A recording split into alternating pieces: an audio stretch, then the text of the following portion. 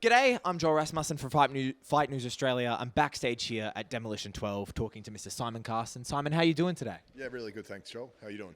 I'm doing well. It's always a pleasure to be back here at Demolition, especially seeing some of the real talent coming through, one of which is your fighter, Naj, today put on a fantastic performance. What do you make of Naj's performance out there today? Yeah, really good. He did well. It wasn't quite the game plan we were looking for. We were hoping to see him sort of be the offensive grappler, but the other guy sort of initiated fairly quickly, and he was put on the back foot, but he did really well, and I thought he did really well in the striking whenever he got the sort of separation. So, yeah, I was happy, it was to be able to pivot on the spot for him, and he, adapted and did well. So you're a man who, as a coach, you coach a lot of people at all different types of levels. You're here with people like Nash, this was his third fight, correct?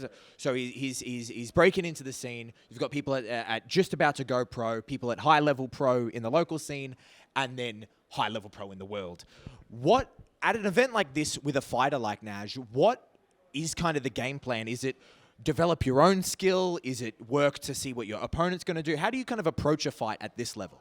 Yeah, look, normally for the amateurs, we don't over-game plan like we used to, but now I sort of always talk with the amateurs and say, hey, it's not about making you the best possible chance of winning this fight. It's to make you the best possible version of yourself for 2 years' time when you go pro. So, to be honest, like tonight, we would have liked to see Naji offensively grapple, because we knew the other guy had fairly good striking. So we're hoping he could do that, but I didn't know he's done a fair bit of work on his grappling and actually went after Naji in the grappling. So Naji's sort of fought two grapplers in his last two fights where he was probably had a striking advantage and they were trying to take him down. So we took this fight thinking, okay, well now Naji will try and maybe do the grappling and take a fight against another striker. So for us, that was what the fight we were sort of hoping for. We're glad he got a win, but I'd still actually like to see him taking someone down and get some top control time and do all that sort of stuff before he ends up going pro. So yeah, look, for amateur fights in general, we're not really game planning too much, both with time constraints, but also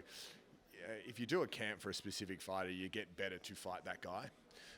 But you don't necessarily get better all over. So we wouldn't want to take a lot of the pros when they're fighting upper level pros. We're gonna be very specific with their training for that thing. So they're not developing overall; they're developing for that specific fight. Whereas at an amateur, they've still got big holes everywhere. So you're trying to plug all the holes, develop their skills long term, and then hopefully it's for their time in 2 years' time. So with amateurs, you'll definitely try and get them fights where they're going to be really tested in certain positions to try and do things, and it's not so much about the win or loss at amateur. Always happy when you always want to win, but it's not really I've been very happy with losses guys have had where they've done what they're meant to do or got that experience.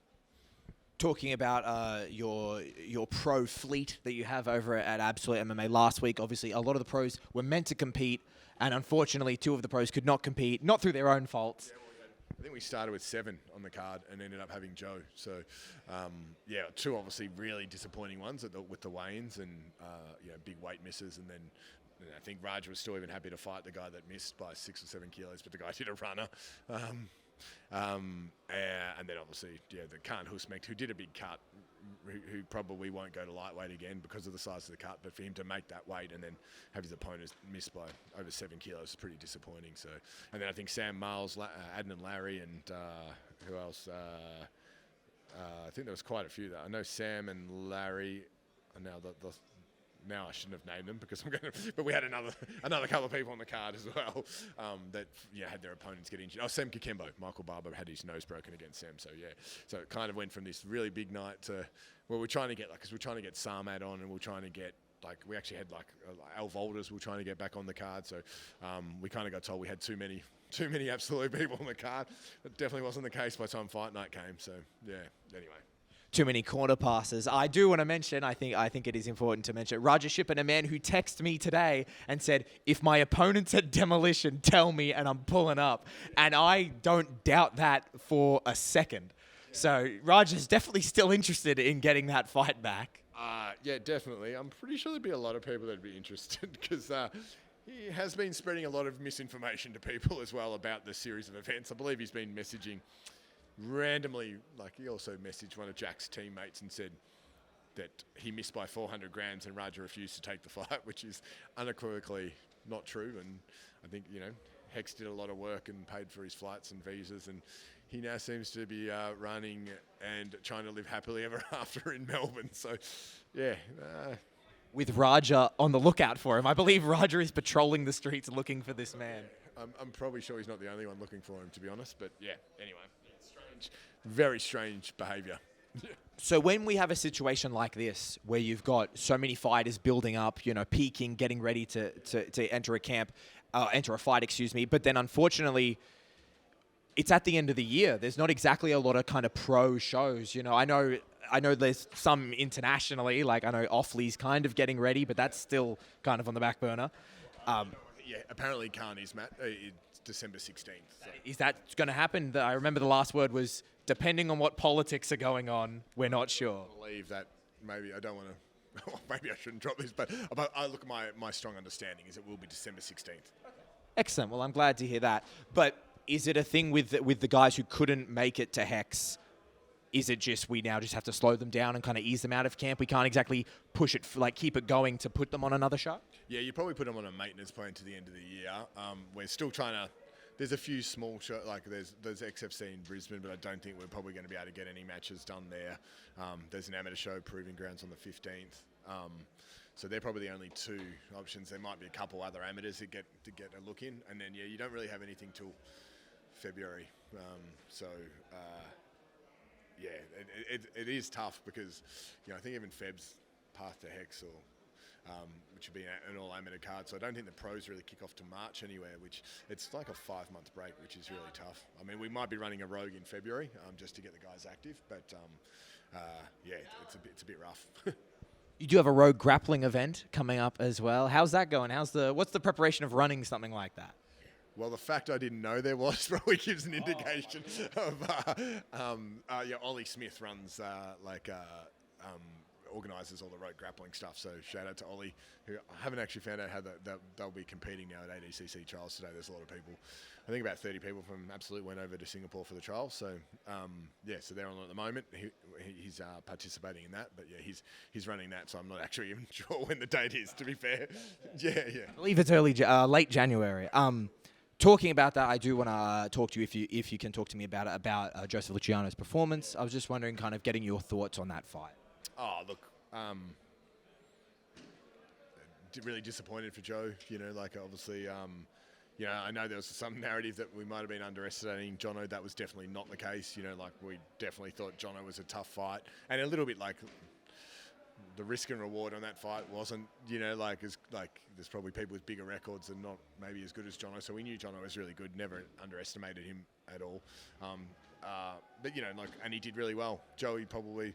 And he probably lost, some of the scrambles that Joey's normally really good at. That's where Jono really excelled, and he did well. So obviously, it didn't go how we expected or hoped. But look, Joey will come back and be strong. Sometimes you have nights that are just don't quite go your way, and you can just be a little bit off, and it's close, and someone else has a good night, and yeah. But Jono's obviously a very talented guy, and I think Jono's going to be very good as well. So but yeah, obviously just really disappointed for Joe more than anything because obviously he'd won 8 in a row. So yeah, to have it finished like that's a bit disappointing.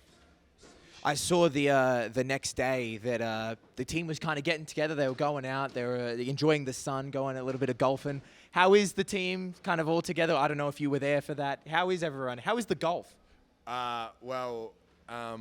I've not actually participated in the golf. My brother does with the guys, but I will sort of go soon. But I, after Hex, flew to Thailand. So I was at the Thailand gym all week and only flew back last night. So, haven't really been around the boys and I've spoken to Joe on the phone, but haven't got a chance to catch up with him in person. But look, I'm sure the boys are getting around. Joe's not an extreme level of respect as a fighter. He is the guy that helps everyone in the gym, gives a lot of time. So he's definitely one of the senior leaders in the gym and super well respected within the gym. So, there's a lot of people that'd be down because of it. But, they'll be all getting around to support him and stuff. So, yeah.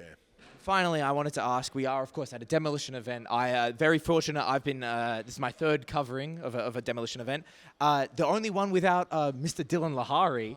And I was wondering if you could tell me anything that's going on with Diellon. I know it was kind of a discussion of, will Diellon go pro? Will Diellon stay at welterweight in the amateurs a little bit longer? Is there any plans for Diellon moving forward into the next year? Oh, look, I think his next fight will probably be pro. But yeah, we're just trying to negotiate, I suppose, figure out what to do there. I mean, we're trying to get him to just come down and watch tonight, but apparently he wanted some big appearance money, and then they tried to meet him on the money, but there was some pyrotechnic and laser show requirements for him walking into the venue or something that Demolition said they couldn't do. So that's a safety hazard. Yeah, but I don't know. He needed some big fire and pyro stuff for his entrance or something, even though he wasn't fighting, just to walk in. So it was a bit strange. But look, it's just trying to get Diellon matched up. Very hard man to match up because he's so good. So yeah. Simon, thank you so much for your time. I greatly appreciate you talking to me today.